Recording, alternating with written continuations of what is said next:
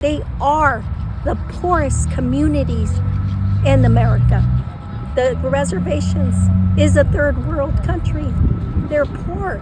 Some people don't have cars to get to the ballot, and they don't have access.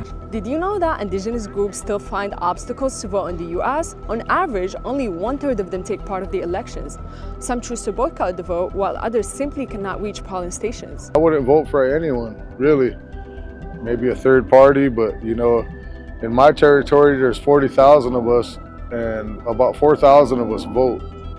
So we understand that's only 10% of us. That's not a representative of us. It's not a government that represents our people. Sometimes they forget whose land they're on. The whole country belongs to our people. The United States, the government, they came here and invaded our land. A lot of tribes live in reservations, sometimes without internet access, mailboxes, or paved roads.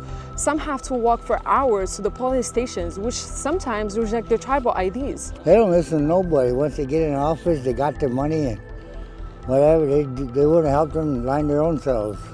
You ask the people for help and say you're going to speak for the people, but how many people do they speak for, Indigenous groups were granted U.S. citizenship 100 years ago, but until the 60s, several states refused to let them vote. Today, some have limited literacy or cannot speak English, making it difficult for them to cast their ballot.